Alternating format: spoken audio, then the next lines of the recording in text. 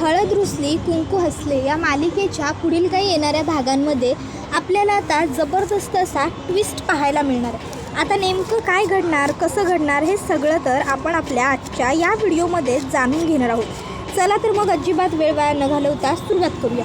तर आता आपण इथे पाहिलं आहे की बाळजाबाईने मुद्दामून स्वतःच्या पायाला लागलं असं नाटक केलं आणि दुष्यंतला स्वतःबरोबर हॉस्पिटलमध्ये घेऊन जात होत्या. इतक्यात दुष्यंतच्या फोनवरती रस्त्यात पूजाचा फोन येऊ लागला. तर पुढे आता आपल्याला पाहायला मिळणार आहे की इकडे कृष्णाला तर ही गोष्ट पक्की कळालेली आहे की बाळजाबाईंनी मुद्दामून हे सगळं घडवून आणलेलं होतं. दुष्यंतला आणि तिला एकत्र येता येऊ नये यासाठी बाळजाबाई अफाट प्रयत्न करतायत आणि दुष्यंतच्या लक्षातसुद्धा हे येऊ शकत नाही आणि येतही नाही आहे. या गोष्टीचं कृष्णाला खूप जास्त वाईट वाटत असतं. तिला दुःख झालेलं असतं. काय करावं आणि काय नाही हे तिला कळत नसतं. इतक्यात तिच्याजवळ अढळराव येतात आणि अढळराव आता कृष्णाला विचारतात, काय गं कृष्णा, काय झालं? त्यावर कृष्णा आता अढळरावांना काही सांगत नसते. ती गप्प राहणं पसंत करत असते. पण अढळराव कृष्णाला आता खोदून विचारतात, कृष्णा काय झालं आहे मला सांग. हे बघ, मी तुझा सासराच नाही तर मी तुला मुलगी मानलं आहे. मग कृष्णा अढळरावांना फक्त इतकंच बोलते, हे आणि मी बाहेर जाणार होतो पण आता ते बाळजाबाईंबरोबर बाहेर गेलेत. त्यावर मग अढळराव आता कृष्णाला समजावून सांगू लागतात की बाळजा म्हणजेच तुझी सासू ही जे रूप चेहऱ्यावर दाखवते तशी ती अजिबातच नाही आहे. ती खूप आतल्या गाठीची कपटी बाई आहे. ती जितकी वरती आहे ना तितकीच ती खाली जमिनीतसुद्धा आहे. त्यामुळे तिच्याबरोबर वावरताना, तिच्याबरोबर राहताना अगदी सांभाळून आणि जपून राहायचं. तुला वाटतं की तुझी सासू खरोखर खूप चांगली आहे, समजूतदार आहे, गुणी आहे, पण तसं काहीही नाही आहे. तुझ्या सासू इतकी कपटी बाई अखंड जगात नाही आहे. कळलं तुला? तुझा आणि दुष्यंताचा संसार मोडण्यासाठी, तुमचा संसार उद्ध्वस्त करण्यासाठी ती प्रयत्न करणार. कारण तिने तुला सून म्हणून या घरात आणलं आहे ते फक्त तिच्या फायद्यापुरतं. तिला वाटत होतं राजकारणात जर तिने तुला या घरात आणलं नाही तर तू त्या देशमानेबाईच्या बाजूने जाशील आणि मग तिचं नुकसान होईल. म्हणून तिने तू तिच्या बाजूने होऊ नये यासाठी तुला या घरात आणलं. राजकारण संपलं की ती तुला घराबाहेर काढणार हाच तिचा विचार आहे. आता पुढे काय करायचं हे तुला ठरवायचं आहे. त्यावर कृष्णा म्हणत असते, काहीही झालं तरी म्या बाळजाबाईसनी असं करू देणार नाही. लगीन आणि संसार म्हणजे खेळ नसतो. लगीन म्हणजे 7 जन्मांची गाठ बांधली जाते. लगीन म्हणजे एकमेकाला आयुष्यभर सोबत करण्याचं वचन असते. बाळजाबाईंनी आता मला आणि दुष्यंत सरकारांना वेगळं करण्यासाठी किती बी प्रयत्न रचले, किती बी डावपेच खेळले का नाही, तरी बी मी असं काय बी होऊ देणार नाही. आता बाळजाबाईंची इच्छा असो अथवा नसो, पण म्या आणि दुष्यंत सरकार नवरा बायको झालो आहोत आणि म्या माझ्या परीनं माझा संसार टिकवण्याचा पुरा प्रयत्न करणार. नाही म्हणजे जर दुष्यंत सरकारांच्या मनात माझ्याबरोबर राहणं नसेल तर एक वेळ ठीक आहे, म्या दुष्यंत सरकारांवर जबरदस्ती करणार नाही, पण बाळजाबाईंमुळं म्या माझा संसार तुटू देणार नाही. त्यावर अढळराव कृष्णाला सांगू लागतात, कृष्णे, तू दुष्यंतच्या म्हणण्यावरून जरी तुझा संसार मोडलास का नाही तरी बी तू चुकशील. कारण काय आहे ना, दुष्यंत अजून पावतर स्वतःच्या बुद्धीनं ना विचार करत ना वागत. अजून पावतर तो फक्त त्याच्या आईच्या बुद्धीनं वागत आला आहे. नाही जर स्वतःच्या बुद्धीनं वागत आला असता तर स्वतःच्या जन्म दिलेल्या बाबरोबर तो असा वागला नसता ना. ती बाई लय काळ्या मनाची. अगं तिनं माझ्यामध्ये आणि माझ्या लेकामध्ये फूट निर्माण केली, आमच्यात अंतर आणलं, तर तू तर तिच्यासाठी काय बी नाहीस. तुला आणि दुष्यंतला वेगळं करण्यासाठी ती रोज नवीन काही ना काहीतरी डावपेच लढवणार, काहीतरी शक्कल ती करणार. आता ह्यातनं तुला मार्ग काढायचा आहे. कळायलं आहे ना व? या समध्यात म्या अशीनच तुझ्याबरोबर. त्याबरोबर दुसरीकडे आता बाळजाबाईंच्या आणि पूजाच्या प्लॅनप्रमाणे पूजाने काम करायला सुरुवात केलेली असते. आता पूजा ही आत्महत्येचं नाटक करते. त्याबरोबर आता सावित्री ही गोष्ट दुष्यंतला कॉल करून सांगते. बरोबर त्याच रात्री दुष्यंत कृष्णाला मी तुला बायको म्हणून स्वीकारतोय असं म्हणणार असतो, पण पूजाचं कळल्याबरोबर दुष्यंत हॉस्पिटलला पूजाजवळ आलेला असतो. आता कृष्णासुद्धा दुष्यंतबरोबर आलेली असते. आता दुष्यंतला बघून पूजा डी माझ्याजवळ ये, डी असं करू लागते. दुष्यंत तिच्या जवळ येऊन बसतो. इतक्यात डॉक्टर येतात आणि सांगतात, हे आहेत का डी? हे बघा सर, तुम्ही यांची काळजी घ्या, त्यांच्या जवळ राहा. त्यांची कंडिशन खूपच जास्त क्रिटिकल आहे, नाजूक आहे.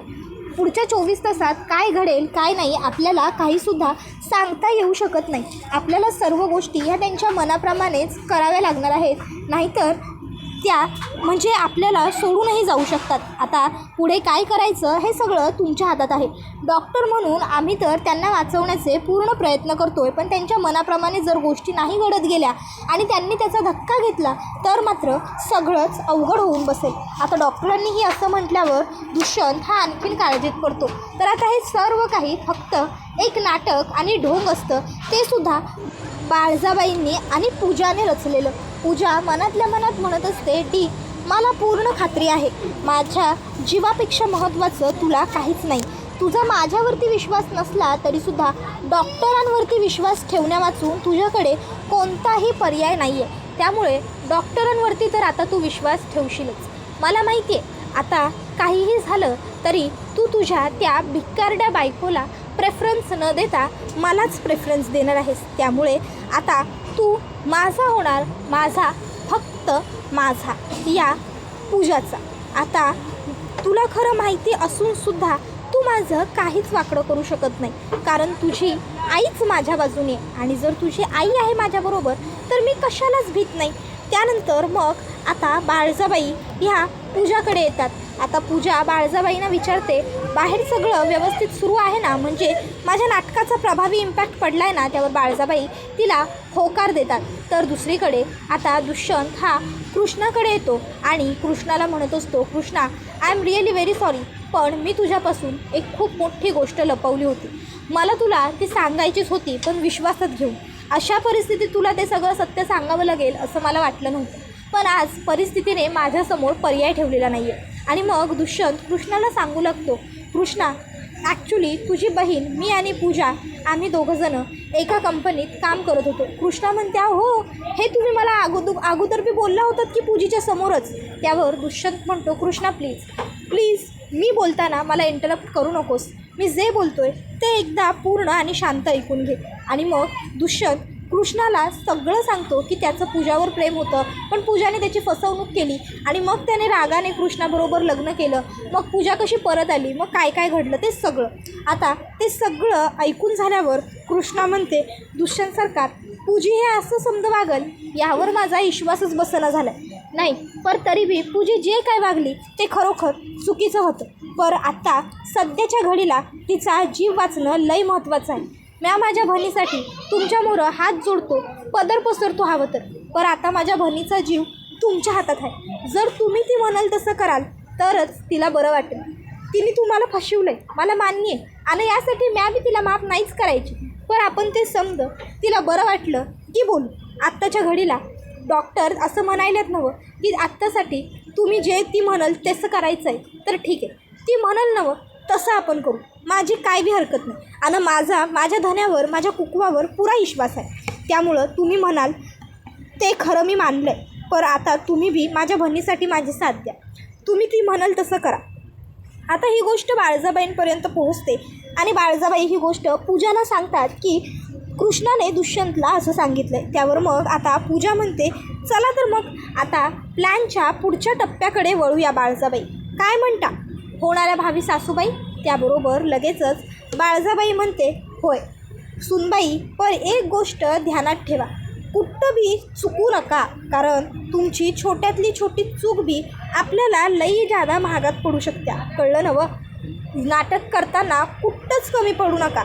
2 दाणं जास्त होऊ दे तुमच्या अभिनयाचं, पर 2 दाणं कमी पडू देऊ नका, कारण जर दुष्यंतला खरं कळलं का नाही तर तुम्ही कोण आणि आम्ही कोण, कळलं नवं. कारण दुष्यंतच्या समोर आपल्याला आपली एकी आहे हे दावून चालणार नाही. त्यावर लगेचच ती म्हणते हो, आणि मग ती आता दुष्यंतला कृष्णाच्या समोरच म्हणते, डी तू माझ्याबरोबर लग्न कर, मी तुझ्याशिवाय नाही जगू शकत, माझं प्रेम आहे तुझ्यावर. आत्तापर्यंत जी कृष्णा शांत असते त्या कृष्णाचा पारा आत्ता चढतो आणि कृष्णा थेट पूजाच्या खणखणवून मुस्कटात लगावून देते आणि पूजाला म्हणते, पूजे काय बोलायलास तुझं तुला तरी कळायलं आहे का, आज पावतर लहान हाय म्हणून प्रत्येक वेळी प्रत्येक गोष्ट मी सोडून देत आलो, पण आता जर तू सुधारत नसशील की नाही तर तुला मला मोठ्या बहिणीचा इंगा दावायलाच लागेल. लहान असताना जर तुझा जीव वाचवला होता नवं तर आज तुझा जीव काढून घ्यायला बी मी मागं पुढं बघायचो नाही. आज तर तू मागितलेली प्रत्येक गोष्ट मी माझ्या हातातनं तुला देऊन टाकली आहे. अगं पर आता तू माझा नवरा, माझं कुकू मागशील? लक्षात ठेवायचा पूजे, आज बोललीस पुण्यांदा बोलू नगस. आणि माझ्या कुकवाकडं जर वाकड्या नजरेनं बघितलंच नवं तर माझ्या इतकी वाईट आणि येडी पोरगी तू अखंड जगात पाहिली नसशी. एक येळ बाई समद सहन करू शकते. तिला दिलेला त्रास, तिच्या सासूनं दिलेला वनवस, वीराने वागवलेली वागणूक, नंदांनी दिलेला छळ समद सहन करू शकते. पर तिच्या कुकात वाटेकरी नाही सहन करू शकत एखादी बाई. आणि म्या बी नाही सहन करू शकत. आज तर मी समद सहन केलं, गरिबी सहन केली, आईचा राग सहन केला, तुझे टोमणे सहन केले, गावातल्या लोकांनी पांढऱ्या पायाच्या अवदसा म्हणलेलं बी सहन केलं. पर एक गोष्ट ध्यानात ठेवायची, जर तू माझ्या कुकवाकडं वाकड्या नजरेनं बघशील तर ते मात्र म्या खपवून घ्यायची नाही. मग म्या तुला माझा इंगा दावनच. आज फक्त एक मुस्काटात हाणून गप बसलो. पण पुण्यांदा जर हे असलं काहीतरी तोंडातनं उच्चारशील नवं तर याद राख. त्याबरोबर बाळजाबाई ह्या कृष्णाला म्हणतात, अगं ए भन आहेस का कैदाशीन? भनीच्या जीवापेक्षा तुला तुझं कुकू महत्त्वाचं वाटायलं आहे व्हय? अगं तुझ्याऐवजी जर दुसरी एखादी पोर असती का नाही तर माझ्या भनीच्या सुखासाठी म्या माझ्या संसाराचा त्याग करतो असं म्हणून माझ्याजवळ हातापाया पडली असती का माझ्या भनीला सून म्हणून स्वीकारा. आणि तू तर भनीच्या जीवापेक्षा तुझ्या संसाराचं कौतिक जास्त करायलास. शी, लाज वाटायला तुला हिची बहीण म्हणून घेताना. लाज वाटली पाहिजे जरा, लाज बाळग. अगं त्या पोरीचं एवढं प्रेम हाय दुष्यंतवर आणि दुष्यंतचं बी होतं की तिच्यावर. दुष्यंतनं सांगितलं ना व समजा तुला, मग तरी बी लाज वाटत नाही होय त्या दोन प्रेम करणाऱ्या लोकांच्या मध्ये असं यायला? तू त्यांच्यामध्ये आलीस नवं म्हणून या पोरीची ही अवस्था झाल्या. त्यावर कृष्णा बाळजाबाईंना म्हणते, बाळजाबाई जर तुम्हासनी समधी हकीकत ठाव नाही नवं तर गप बसा. त्यावर बाळजाबाई म्हणते, तू कुणाशी बोलायलास तर तुला तरी कळायलंय का? त्यावर कृष्णा म्हणते, व्हय कळायलंय की, आणि लई व्यवस्थित कळायलंय म्या कुणाशी आणि काय बोलायलोय ते. समजलं ना व? तुम्ही मला शिकवायची गरज नाही म्या काय केलं पाहिजे आणि काय नाही ते. ह्या पोरीचं कौतिक सांगताय ना व मला? तुम्हासनी गरीब, अशिक्षित, अनाडी सून चालत नाही, पर दुसऱ्याबरोबर एक रात्र घालवलेली पोर तुम्हासनी सून म्हणून चालत्या, बरोबर ना व? आता कृष्णाने ह्या शब्दात बाळजाबाईंना उत्तर दिल्याबरोबर बाळजाबाई गप्पच राहते. तर कृष्णा बाळजाबाईंना म्हणत असते, आता कशा पायी गप्प राहिलात? बोला की. म्या गरीब हाय, अशिक्षित हाय, अडाणी हाय, मला लिहिता येत नाही, वाचता येत नाही, म्हणून म्या रांगडे पाटलांच्या घरची सून शोभत नाही ना व? म्या रांगडे पाटलांच्या मानाला मरातबीला सोबत नाही, पर पूजी लई शिकलेली हाय, मोठ्या कॉलेजात गेली होती, लई नोकरी धंदा केला, पगार कमिवला, समज केलं तिनं, पण ना कधी कुणाशी धड माणुसकीनं बोलली, ना मोठ्या माणसांचा धाकल्याचा आदर केला, मान सन्मान जपला, दुसऱ्या माणसाबरोबर राहून बी आली, तरी बी ती तुम्हासनी सून म्हणून पसंत आहे नवं? नाही, जर ह्योच तुमचा न्याय असेल नवं तर तुमच्या न्यायाला कांड लावा. कळलं नवं? कांड लावणे म्हणजे वडून काडी लावा. लक्षात ठेवा.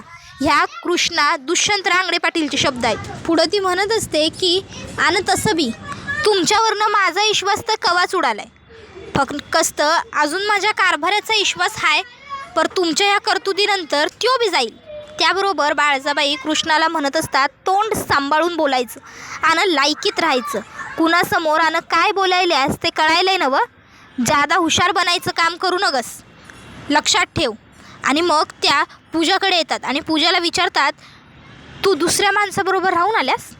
त्यावर पूजा म्हणते, ते मी. त्यावर बाळजाबाई म्हणतात, ते मी तू तची बाराखडी आमासने ऐकायची नाही. आम्ही जेवढं विचारलं आहे फक्त हो किंवा नाहीमध्ये उत्तर द्या.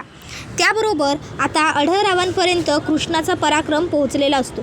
वर हॉस्पिटलमध्ये कृष्णाने बाळजाबाईंना जो काही म्हणजे मंत्र दिलेला असतो, जी काही तंबी पाजलेली असते ती अढळरावांनी ऐकल्यावर अढळराव तर एकदम खुश होऊन गेलेले असतात. अढळराव आता घरात म्हणत असतात, वा वा सुनबाई वा, तुम्ही अगदी पुरून उराल बघा तुमच्या सासूला.